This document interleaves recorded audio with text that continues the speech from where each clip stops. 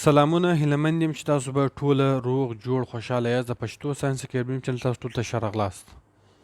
د امیر خان ما یو انټرویو کتل، پای کې د دا خبره وکړله چې څه وخت چې موږ 3 ایډیټس مووي ریلیسوله، نو د هغه د مخه د ریلیسېدنګ د مخه موږ یو کوچنی ټیسټ وکړو، او دا ټیسټ مې پر چې کوم فیکټري ورکرز وله، کوچني فیکټریانې ولې پای کې موږ دا مووي ولګول، او د هغه چې کوم فیکټري ورکرز وله هغه دا مووي وکتل.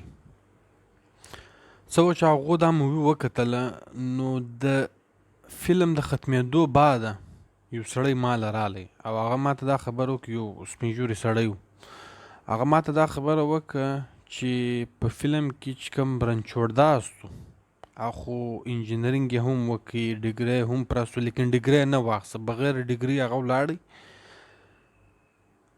بل ځای ته ولاړی. نو په آخري کې د فلم په آخري کې دا ښکاره سو چې دا بغیر ډګري سړی، دا بغیر ډګري والا چې کوم انجینیر و، دا سړی اوس د دنیا یو مشهوره ساینسدان جوړ سو. دا بغیر ډګري څنګه دا سړی و دا ځای ته راورسېدی. نو امیر خان ډیر متاثره سو، هغه دا خبره وکړه چې دا خو ډیر ښه سوال دی. بارا ورته وویل ول ما اورېدلي دي چې په دا فیکټري کې ته یو ډیر ښه ورکر یې، ستا چې کوم کټینګ دی یو خاص کټینګ روښوي چې دا کټینګ ستا ډیر ښه زده دی، او ما دا خلص دا اورېدلي دي. ته ماته دا رقم ډګري راښکاره کوای سې چې زه هغه ماته دا یو ګارنټي راکړي، یو دا پروف راکړي، یو دا ثبوت راکړي چې ته یو ډېر ښه کټر یې، یو ډېر ښه کټینګ کوې.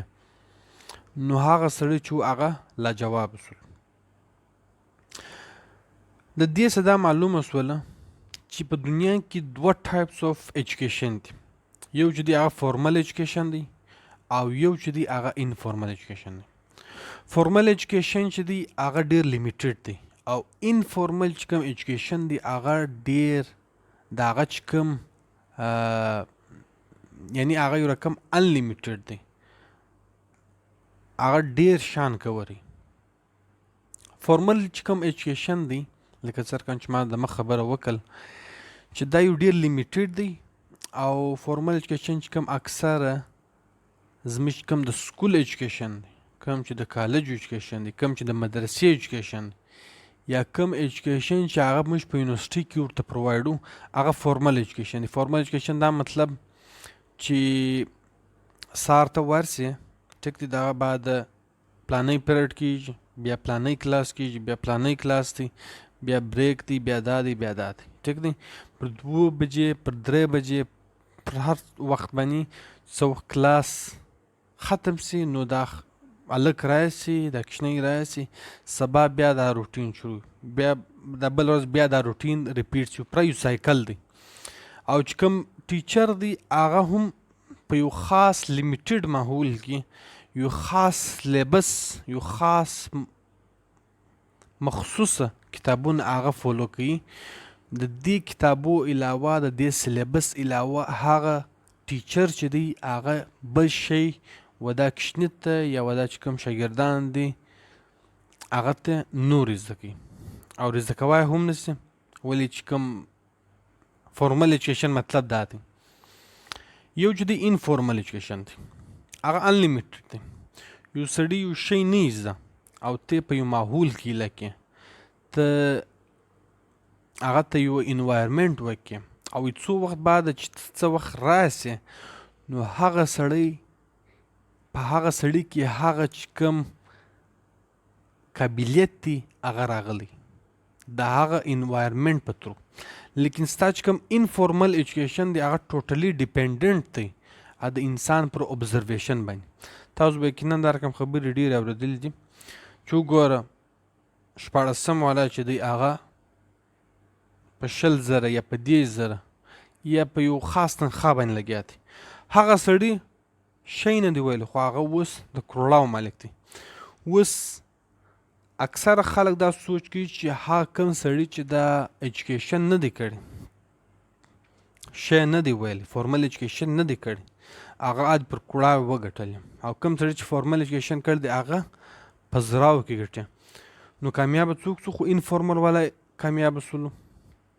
نو خلک اکثره دا سوچ کوي چې دا یو ایجوکیشن نه دی، بلکې کم سړي چې په کروړاو ګټلی دي یا پر های لیول باندې ځي ته ځان رسولی دی، هغه بیا خپل چې کوم انفارمل ایجوکیشن دی هغه ډېر سټرونګ کړی دی، پر هغه باندې ډېر کار کړی دی. انفارمل ایجوکیشن ټوټلی ډیپینډنټ دی د انسان پر ابزرویشن باندې، چې هغه ډېر انلیمیټډ. که ته غواړې یو شی زده کړې او که ته غواړې یو ښه کاروبار وکړې، نو ستا دپاره بهتر دا دی چې ته ورسې بازار له چې په کوم ځای کې دا شیان دا کوم لیندین چې دی هغه کېږي. اوس هغه چې کوم انوایرمنټ دی هغه خالي ابزرو که، ټیک دی، څه وخت کې تېر کړه، نو به تا ته خپله در معلوم سي چې کوم شی واره کوي، کوم شی ګټه کوي، کوم شی نقصان کوي. دې ته وایي انفارمل ایجوکیشن. چونکې زموږ کوم ایجوکیشن سیسټم دی هغه زیات فوکسډ زموږ چې دی هغه پر فارمل باندې کوي، نو زموږ کوم سوچ دی هغه هم ډېر لیمیټډ دی.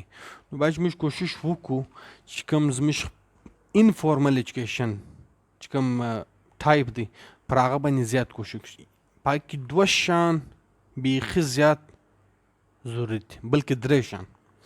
اول شی چې دی ابزرویشن دی، ټیک دی. ابزرویشن شان ته څه رقم ګورې، ټیک دی، ته د ماحول څخه یو شی زده کولی سې که نه زده کولی سې، د ماحول څخه ته یو کنکلوژن اخیستی سې که نه اخیستی سې، دا چې دی په ابزرویشن کې راځي. دوم شی چې دی کتابونه، په لکاو کتابونه دي او د هر فیلډ سره ریلیټډ کتابونه دي. که ته چیرې ډېر کتابونه ووایې نو هغه نالج چې دی هغه تا و دې شي ته مجبوره کوي چې ته ستا چې کوم ابزرویشن دی هغه نور بهتر شي، نور سټرونګ شي. نو چې کوم کتابونه دي، کوم ابزرویشن دی، او دریم چې کوم شی دی هغه منټورز دي. منټورز هغه کسان چې کوم سړی تا په یو شي کې ګایډ کړي.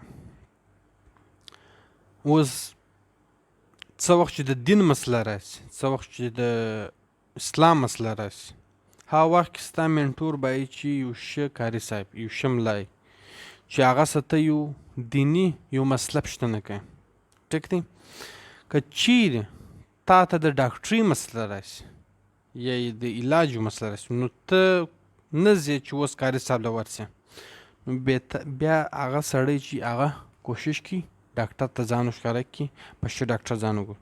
د هغه رقم د انسان په ژوند کې رقم مسلې راځي، او هر مسلې دپاره، هر ټایپ اف مسله چې ده د هغه دپاره باید د انسان یو منټور وي. منټور هغه سړی چې هغه مسله یې پلا پر ده تېره سوي، اوس ته د هغو څخه یو ګایډنس اخلي، یو مشوره اخیستل، دې ته وایي منټورز.